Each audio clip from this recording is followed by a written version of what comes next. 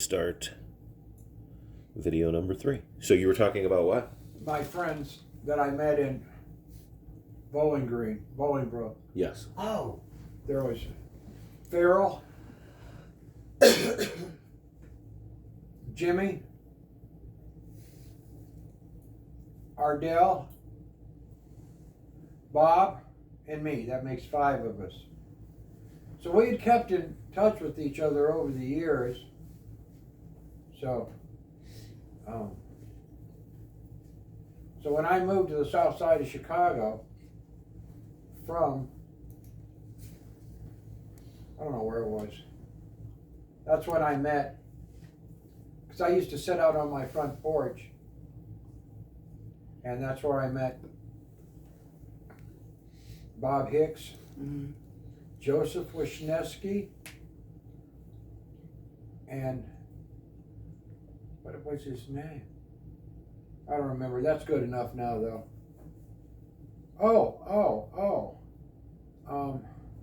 Bob Hicks, Joe, and Tommy Marshakowski. All the skis. So, but What did you guys do? drink, smoke pot, sit on the porch, drink and smoke pot, and watch the Catholic girls come from school. Isn't that a song? Yeah, that's It's like Paint It Black or something. It is. I gotta close my eyes so the girls walk by or something like that. Right, As the girl right. and hide In their my summer dresses or yes, something. and hide my dark side. right. So we, of course, we talked to them and they talked to us. So Farrell ended up with Arlene.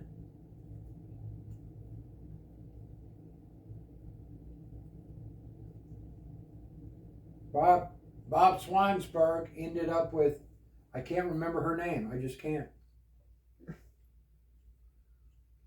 Bob Hicks ended up with Debbie. We know that. So, but Bob was one of my best friends. Bob and I went to Tennessee together twice. I think twice. Well, I know once for sure we hitchhiked to Tennessee. And then one time we drove my 66 Mustang Fastback to Tennessee. Bob and I. To do what? Just to go. Just to go. That's back when Bob lived in his basement of his parents' house and had a whole bunch of aquariums. And so Debbie was wonderful. What a kind, wonderful person Debbie Hicks is. So was Bob. But when I come back from Vietnam, I had a drinking problem and I was a raging drunk, a mean asshole. I alienated everyone, including my parents. So, but then I got into AA, so I've been sober now 42 years. Congratulations. Thank God. Yeah, it's a God thing. Can I compliment you? It's amazing to hear. It's refreshing to hear people say, I was this, I did that. Not it was somebody else's fault or somebody made me do this. Because you're responsible for your own actions, good or bad. So it's refreshing. It's nice. Yeah. So I told you I did a year in jail. We'll get there. Okay. We'll get there. That's a story. Yeah. But tell me more about Bob and Deb and those guys. So the story we were told was that your mom like ran the roost and everyone was kind of welcome. Is that right? Or Yeah, pretty much. Is that Our an house, exaggeration? our house was a go-to place for everybody in the neighborhood. So Like our house. pretty much. So it's where all the people from the high school and the area, came. And your mom was cool with that? Oh, she loved it. So did my brother, because they talked to him and this and that and this and that. Teasing. Yeah, so. I bet that was nice for him to get some socialization. Oh, with yeah, for people sure. his age. Yeah, exactly. How much older is Alan than you? Just a year. So. How, we talked a little bit about this, about how your parents must have felt having a second child. Right. After having, the issues with Alan. Right. It's pretty amazing. I know. But I didn't know anything about it, so I had no clue. Yeah. Not until I became an adult did I even think along those lines. Because my first wife and I, no, my second wife,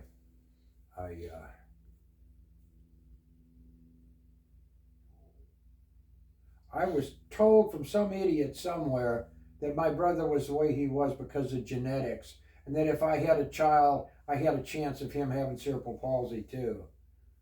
Some idiot that had a little bit of education, that. But anyway, You have a word for it. yeah, stupid. No, people, the less you know, the smarter you think you are. The smarter you are, the more you know that you don't know. Exactly. That's the truth. I can't think of the word though I at the moment. I don't know what you're talking about. Yeah, exactly. Okay, Oprah. What about? What about what? No, What about what? that's not appropriate. Oh, we're gonna get there I eventually heard because that- I'm sitting here. So Deb, And I'm clearly What? his progeny. Deb wrote you letters. Huh? Deb said she wrote you letters. Yeah, with crickets. What's the crickets? Chocolate covered crickets. Really? Yeah, we were all stoned back then. We didn't know what the fuck we were doing. It's like a theme. Yeah. Stoned and LSD'd out, So you're in Vietnam and you're high and you get an envelope full of crickets. Does that make you laugh? Yeah. Well, Makes you go chocolate far too. out. You're like, that's cool. My father used to send me letters, and every other paragraph would be in a different color. So he knew. Do you have one of those pens? My- Like the red, the green, the blue? Yeah. My mother, we'd be out smoking it. My mother would rather us smoke Mm-hmm. than drink. Marijuana. You Yeah. Mm-hmm. She said, "Everybody out there smoking that damn weed again." Can you say, because I heard this story from Deb. She said that your guys' house was the place to be, and that's where all the local teenagers congregated.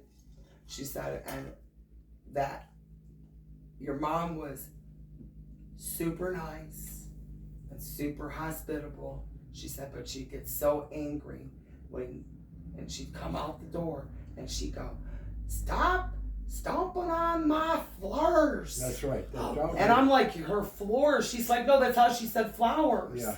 Because she had such a thick accent. Right. Southern accent. Yeah, that's true. That's So true. she had her limits. Yeah. They were messing up her floors. Yeah, that's right. That's right. So, what else you got over Well, there? Diane, you're shaking your head. What? She had her limits. Oh yeah. Well, doesn't everybody? Oh yeah. So what else you got over there? All right. I guess we're skipping past that one. All right. Since Okay. you're how old? 23. Plus. Yeah. Times. What sage advice do you have? Mm. What have you learned? Like if you could Oh my God. if you could talk to your here's a good Oprah question. If you could talk to your younger self, Mm-hmm. what would you tell yourself? In general terms, not hey, go buy this lottery ticket, but I would have told myself to get as much education as I could. Coming out of the Army, I should have went right to college. And, I let a lot of stuff go by. I guess I would say there's a saying. It's a mythology. Okay? It's Ayala. And Ayala is a place that every time you don't stand up for yourself, every time you don't get brave, every time you don't do something that you know you should do or want to do, a little piece of you goes to Ayala. Okay. Till pretty much there's nothing left. You're just all in Ayala. What is Ayala? It's a place where all that stuff goes. So it's not a person, it's a place. It's a a location. place. It's a location. Is it in another realm or Yes, reality? yes. So it's not here. No, it's mythology. Okay. Which one? Is that like Egyptian or? Neither. It's just like Lord of the Rings type stuff. Oh, okay. So But- fictional mythology. Yeah, but But you lose a little bit of yourself. yes. But in reality, if you don't stand up for yourself, if you don't pursue stuff, one thing will happen, you can never get it back because you're too old to do it anymore. Mm-hmm. And another, you'll be embarrassed of yourself for not being wise enough to do it. You know, these I should have's. Mm-hmm. What do you regret? There's a lot of I should have's. What do you regret not doing? Oh God, there's a list. I mean, I can't imagine being 70 years old and not having a long list. There's I mean, that's what I mean. There's a list. Well, you know what? I could have been a great athlete, but I never pursued it, and I never pursued it because I was too ignorant. I was too ignorant of a lot of things. A lot of people thinks the word ignorant means dumb. Ignorant. If you look in the dictionary, the word ignorant means lack of knowledge. And you don't know what you don't know. Mm-hmm. Our family never talked about college because no one ever went to college. So if you don't know about college, why would you pursue college? my grandma used to tell me, if you don't make the honor roll, you're not going to get that $5. Ah, And I always thought that was the silliest thing. But the one thing she was doing was continuously talking about getting good grades and going to college. $5 was just her little Prompt, cookie. yeah. But it was always a conversation. Right. So I always knew that my hero as far as athletics was a guy by the name of Jim Thorpe, Mm-hmm. and he was an American Indian that was he broke all the records of everything. He was an Olympian. Yeah, he broke everything. When Everything was this? back in the 30s, 40s. You Was said it- he was an Olympian? Yeah, yeah, I drove through Jim Thorpe, Pennsylvania. really. There's actually a town. Well, that's where he's from? They named the town after him, I Oh. suppose. Wow. That's interesting. So But anyway, So he was your hero. so I but see, we moved around so much, and my father was not an educated man, and neither was my mother. Mm-hmm. So what you don't know, you don't know. Right. So, they never said stay in school and blah, blah, blah. Mm-hmm. How long Yeah. did they stay in school? I think my father went to the 7th grade, my mother maybe the 5th. Wow. But then the Depression and the war and all that broke out. Life happened. Oh, yeah, exactly. But anyway, I guess I would tell anybody today if they would do it, just my granddaughter. I tell my granddaughter, I say, you know what my superpower is? She says, what? I said, knowledge and wisdom. It's my superpower. If you want to know something or want to know how to obtain it, I'm the guy to see. Because I will help you get there. I will help you get there. I've helped a lot of teenagers and youngsters and adults get there. Get what they wanted to get in my lifetime. Because my getting there was gone. Do you feel like you made a positive out of a negative? Do you feel? Oh yeah, when you're working with gang members. I remember the first time. It's such a joy to my heart. The first time I worked with a gang member of the Crips, and I told him, I said, John, you're going to end up dead or killing somebody in jail the rest of your life.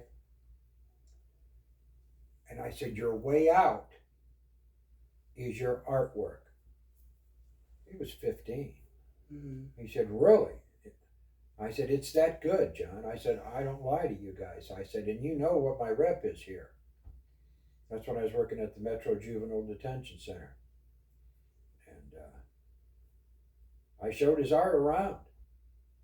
I had people coming and talking to him. It just blew him away. He just was just wow.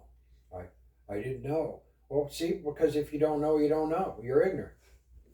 Nobody in his family ever told him, go to the Art Institute. And I would tell these kids and these men and women, grown men and women, you can go to college and you can go for free. What?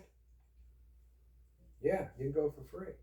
In the United States of America, you can go to college and go for free. Or go to a trade school and go for free.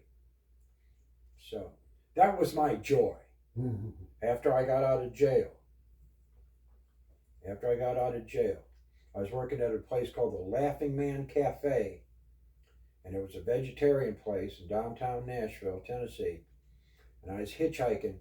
And this guy picked me up in a Buick wearing a suit. Mr. We I used to call back then Squaresville.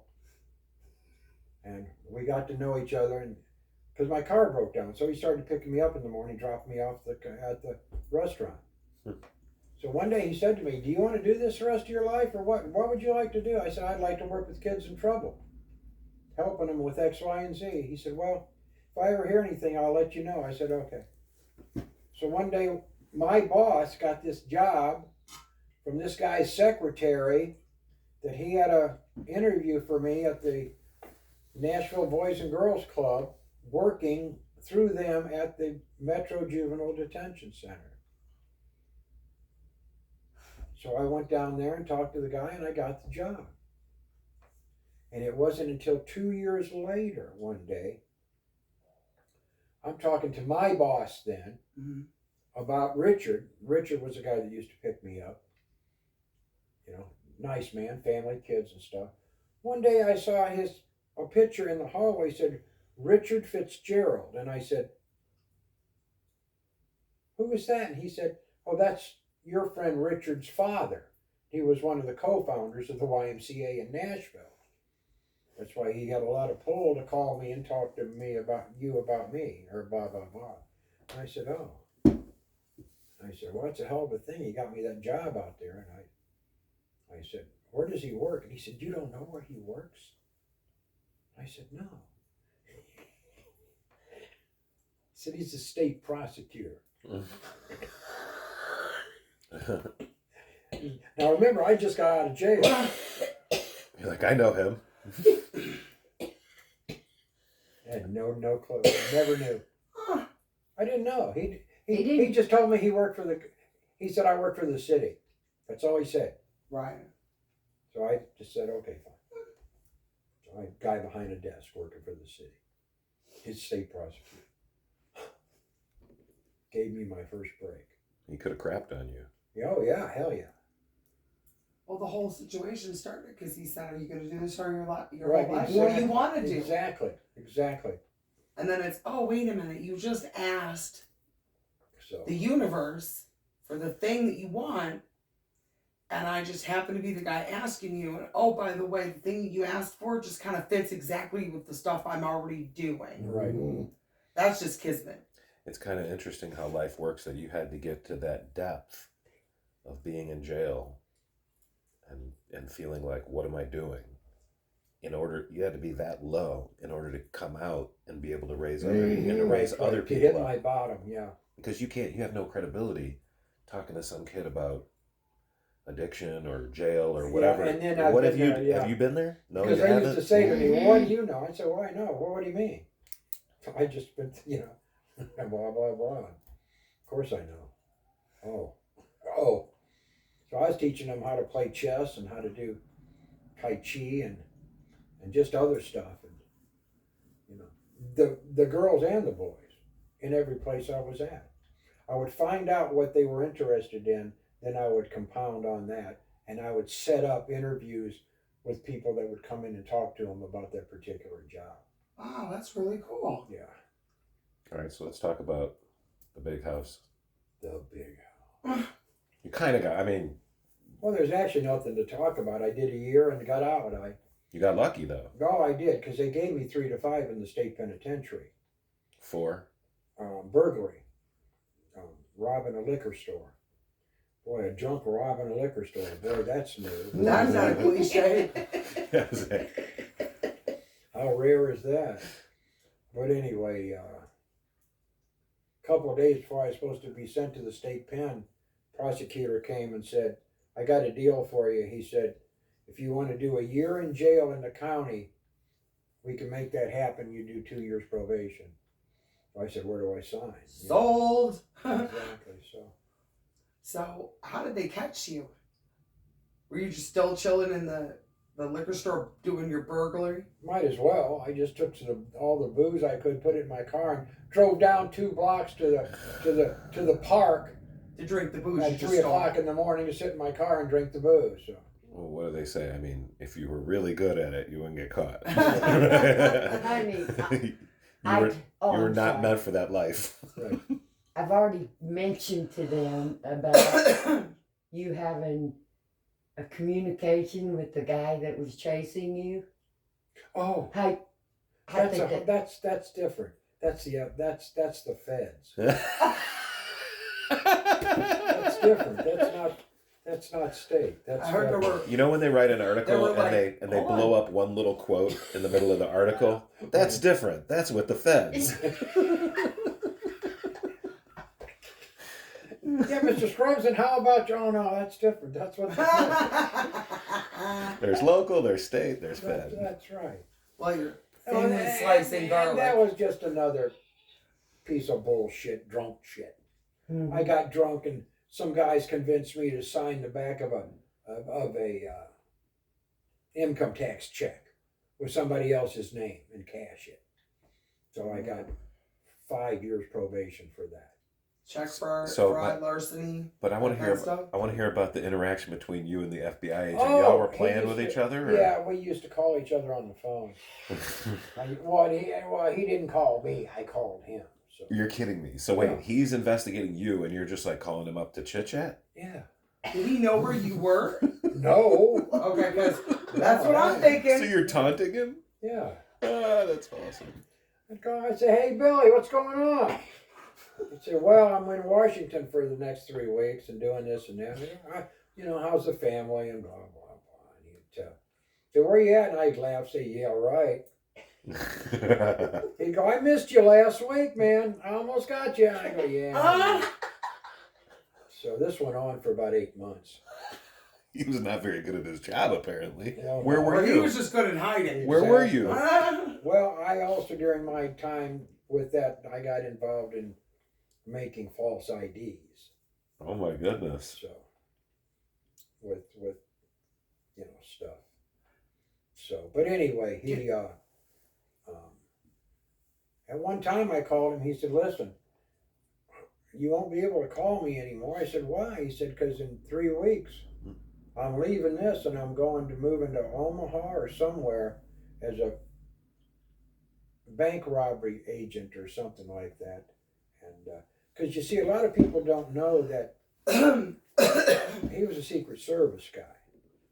See, the Secret Service investigates anything to do with money, counterfeiting, ID forgeries, forgery. anything to do with money. So, but anyway, so he said he was moving. They were moving him. He said, "You won't have me anymore to talk to." He said, "Now, if you want to turn yourself in, this is your time to do it."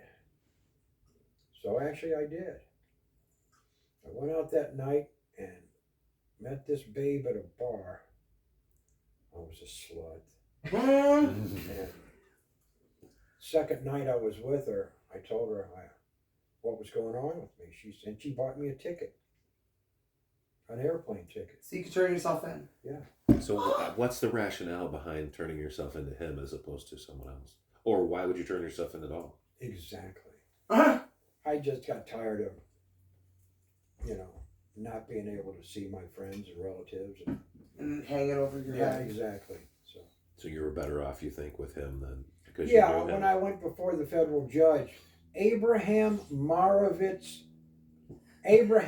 Lincoln Marovitz III Oh, wow. from the 5th Special District of Illinois, downtown at the Federal Building.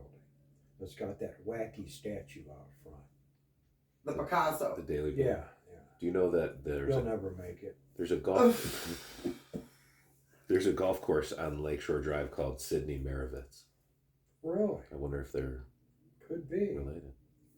But anyway, he said, Mr. Scruggs, I know there's a good guy in there somewhere, but you're a drunk. He said, I'm going to give you the maximum amount of time I can give you on probation. You're going to be under the wing of the federal government. And if you come in here 1 second less than the 5 years I'm giving you on probation with a crime, I'm going to give you the full 5 years. So then how'd you wind up only doing 2 for probation? Didn't you say you had 2 for probation? That was 7 years later. Oh. So let's talk about.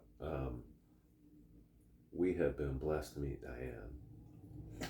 I mean, seriously, I had no expectations when we got here, because we had only heard you in the background and maybe talked to you once. But tell us how you met Diane. She's awesome. Oh, well, she was standing on this corner in downtown Nashville, with a cigarette in her mouth and high heels, and a sign that said, "Will for food." So, I did have a question. I'm kidding. Oh my goodness, you can punch him now. So if you're such a slut, your words, not mine. Right. How many women do you think you slept with? No judgment. It's an honest question. I just want I'm to know. trying to. Okay. All right, Wilt. I can't count. 2,000? Will Chamberlain? No, Is that what you're saying? Will Chamberlain claimed 10,000. Oh, I thought it was 2,000. I don't know. If you had to guess. 10, 30, 100, 700? Yeah, about 30,000. Okay. I guess I'm not going to get an answer. No, I'm telling you, that's all I did was drink and fuck. Oh. Okay. So was that part of the addiction? Yeah, hell yeah. Yeah, I don't know, I'll say 100, 150. It's all escapist behavior. Yeah, exactly. So he's just running from whatever is Exactly. burning him. All right, so but seriously, tell us how you met Diane. Oh yeah, So the corner. I was at an AA meeting. I was at an AA dance. New Year's Eve AA Do you dance? Do you dance? I did then. Yeah. I was at an AA New Year's Eve dance, and I was bringing my patients with me. I was a counselor, an AA counselor, addiction counselor, out at a place called Cumberland Heights. Cumberland Heights is one of the top tier recovery centers in the South. So that's here in Tennessee? Yeah, the kind of place Ellen DeGeneres, So it's Oprah. like, it's your Betty Ford of the South? Yes. Dr. Phil. Dr. Phil sends people to. Oh, okay. So I guess I know about it because I used to watch Dr. Phil all the time. So I was a counselor out there. Okay. But I took 6 patients to the New Year's Eve dance. And she was walking across the floor and I asked her to dance. That's how I met her. What did you think of her when you saw her? I mean, obviously you asked her to dance, I but said, you know what, you got a really no. No, I just asked her to dance, that's it. Nothing, you know. what do you remember, Diane? I remembered exactly that. I was walking across the floor to go talk to one of my friends, and I see this man coming towards me. You want to know the truth? Yes, of course. Oh, Always. And the wow. truth is, oh my God, I hope he doesn't ask me to dance. And guess what? He said, hey, you want to dance? And what did I say? Yeah. Sure, love to. So you guys danced. He went one way, and I went So I the had to take other. care of my patients, see. So was it a slow dance? Or were you jiggy, No, it was jiggy with it? it was a jiggy dance. Okay. He's a good dancer. And then I was in a meeting, Da, da, da. hadn't seen him, hadn't thought about it, and I'm sitting in a meeting, and A all week later. a week later, at my home group, so to speak, Okay. and all of a sudden I feel he was not shy, and his voice carries, and I feel, hey, on my back. And I'm sitting at a table. I look around, and there he is. Got this hat on. He says, "You remember me?" And I said, "I do." And I said, "What are you doing here?" And he said, "I don't know. Just knew there was an AA meeting and just thought he'd stop and come there for that meeting." Yeah. Did you know she was going to be there? No. Did you know she might No, be you there? never know who's going to be at an AA meeting. Oh. So even people... Because they're anonymous. No, I understand that part, but I do know that you make friends and people Yeah, talk. Oh, sure. And I'm kidding when I say that. Because Right. you go to your home group. Right, that's what I'm saying. You had a home group. Right. So you might have at the No. dance said, No. No. We didn't say. you know that home group that she's in? Yeah. I might want to swing through. Right, no. Oh, okay. It was just a coincidence. And then after that, I asked her what she was doing, and her daughter said, "We're going to have pizza. You want to go?" And that's when I saw Diane going, "I got to talk to you later." To the daughter. Right? Yeah, one of these. You're grounded. No, and I said, "Yeah, I'd love to, but I got to stop at the drugstore and pick up some denture cream." So I met her over there after I got my denture cream, got my teeth seated in. Don't want to be pulling on some pizza and have your teeth come out. That could be embarrassing. Yeah, somewhat. So anyway, that's how we met. So I heard this story already from Diane. Right. Mm-hmm. Can I retell what I heard? Sure. You tell me, Yeah. and you tell me if I got it right. Okay. So she says her and her daughter are leaving, Mm-hmm. and she hears, "Hey, where are you guys going?" from across the room. And you come running up, and Virginia says, "Well, we're going to get pizza. Mm-hmm. Would you like to come with us?" And Diane says to herself, "Oh, why'd you gotta invite him?" Yeah, that's pretty much. So I think it's funny that she told the story, that you told it from like, I could see her going. So, what did you do to turn? Or I don't know if I should ask you or ask Diane. What did he do to turn the tide? I mean, you were like, "Oh no," and then at some point, apparently, you said, "Oh yes," because it's 21 years I later. think I have this answer because I think you already told me. Which what? It was the Oh. denture cream was the thing that you were like, "Oh, I know I can just be real with this guy." And soon, what my first thought was, Excuse me. this is either the craziest man in the world, because he didn't give a hoot about what he said or who was around, or he's crazier than that.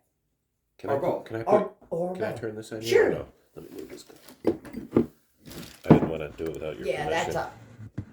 And for some reason, I wanted to find out which one, kind of. You piqued your Kinda. interest. So when he showed up at the place, the pizza place, all of a sudden, I find myself talking and not caring about what I said. When I you said that it- came down to the comment about the denture cream, though. Oh, yeah. Because it was just like unassuming. I'm not trying to impress you that way. This is who I am. I got dentures. I'm going to get cream. Exactly. It just immediately took the pressure off of me to be anything other than what I am. That's When he fucking made that perfect. comment about the denture cream. How old was your daughter at the time? 27. 8? No. I think she was 8 Yeah. She at was, that time. 7 or 8. But I want to tell this part of the story. No. And he didn't tell me. Do you know before he finally asked me out? And I wasn't really waiting. I don't know. Our story's weird. But he had already interviewed people that knew me real well. I'm serious. About what kind of person I was. And if I was a true person, or if they ever called Well, me and if she had a sponsor, and if she was sick. Right. When you get into AA, after you're there a while, you realize people are coming into AA because they're crazy. Mm-hmm. They've got a bad background, usually. Mm-hmm. You know, they've got DUIs and they've hurt people or X, Y, or Z. Right. And some of them say they have sponsors and they're doing the steps and they're full of shit. They're just showing up. Yeah, exactly. So it's like Fight Club and Marla and the narrator showing up to stuff that doesn't apply to right, them. right. I got you. So I had to do my research. And just You make know, sure. and I used to tell guys that were in the program, young men, I'd say, hell, you do more research trying to find a damn car than you do going out with a girl. So, but anyway. Mm-hmm. And I gave her my phone books. I had two black books. Did. I told her, I said, here, you want to find out who I am? Here. Call whoever you want to call. And when was He at what did. point in the relationship did that happen? Oh, yeah, about 3-4 months. Yeah, no more than that. What So did you say? knew, huh? I knew what. I said, That I'm she not was the going to one. call him, but thank you. No, You know, because that told me there that he wanted me to see who he really was. Right. You know, he had that kind of honesty. You know, but I didn't call him.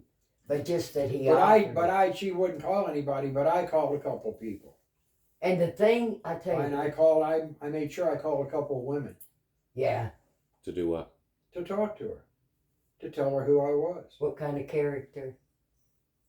Were these character witnesses good? Neutral? Honest? I mean, what? I don't know. She's the one to talk to. You didn't cherry pick them? No. I told her, I said, here, Pick a name. pick a name. So she said, okay, who's Ann and Bob? I'd say, okay. I'd call and say, hello, Ann there? Yeah, Ann. Hey, Mike Scruggs in Nashville. Yeah, how you doing? Okay, you? Yeah. Listen, I'm, going out with this girl and she wants to know something about me and tell her about me, okay? Okay, fine. So I hand her the phone. Tell her the truth, he said. No, I never said that. Yeah, you did. Did I? I don't know. I love you. No, I would never tell them that. Because Here's the biggest They're gonna deal, tell and them then what I'll they're gonna quit tell. talking. Right. And I've told you about it. We were talking about something, and it was serious, and he said, so what do you think? And I think he wanted a yes. He would probably prefer my say yes to it, but I said no. And he said, okay, and just went on doing his deal. And I said, no. I said, are you okay with that? He said, it doesn't matter if I'm okay. A yes is a yes, and a no is a no. Period.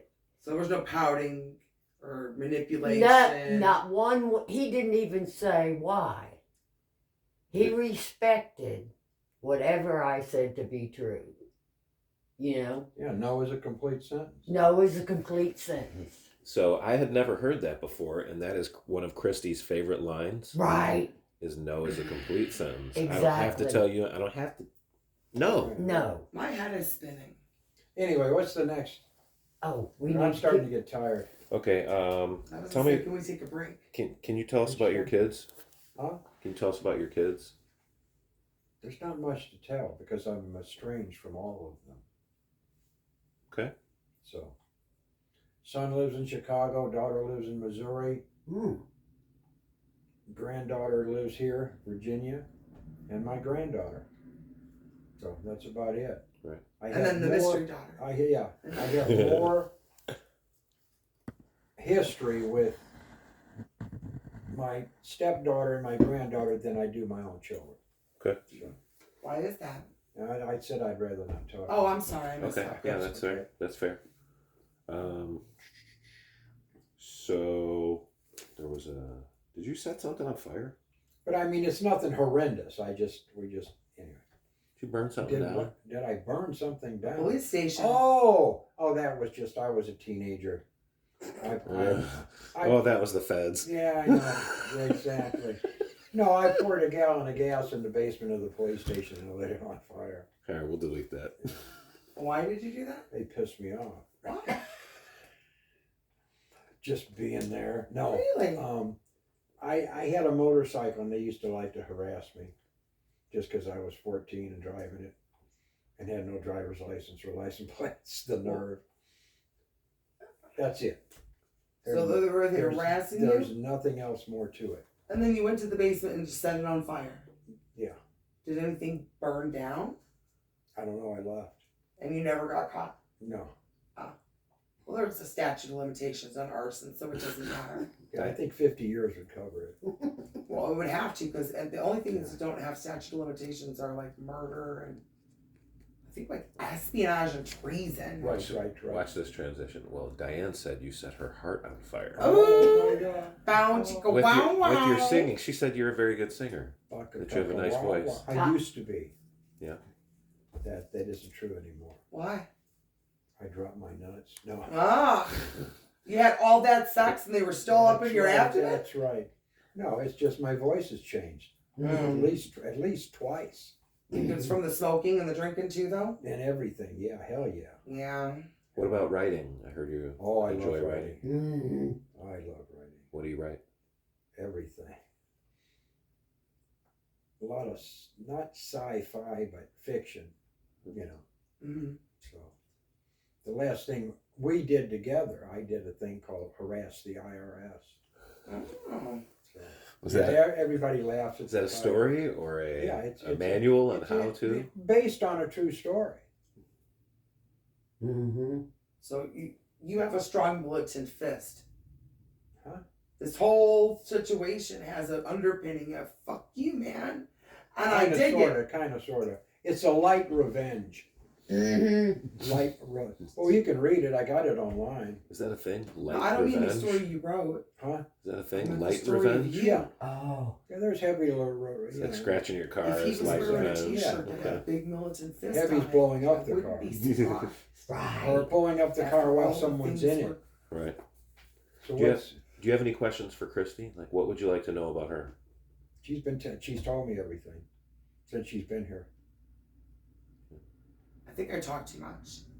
I don't know. Girl, you never shut up. I said you talk too much. But as we get to know each other over the while, well, I'm sure there'll be more questions and stuff. Yeah. You know, because I've asked her stuff since she's been here. We talked on our walk too. So I would like to state for the camera record, and Adam knows this because every single thing that has happened thus far, I would say what the ratio is about 80% on the things he's talking about, and then it directly correlating to who I am. Yeah, I think there were a bunch of times when you and I were talking yesterday. I was like, "Wow, that's exactly like Christy." You know, the things they like, they're kind of the attitudes. Right, She's like got that yeah. screw the world attitude too. And why can't I drive my motorcycle? Right. I seem to be doing just fine. I'm not dead, am I? Do you have any other questions? Email them to me. Have your people get with my people. That's right. That's But right. My people are his That's people because he's my people. If you have no more questions and you have no more questions, then I'd like to go ahead and show you how to do this before I get too tired. Okay. Okay, cool. Is that it? Thank you. Bye-bye. Thank you. Bye.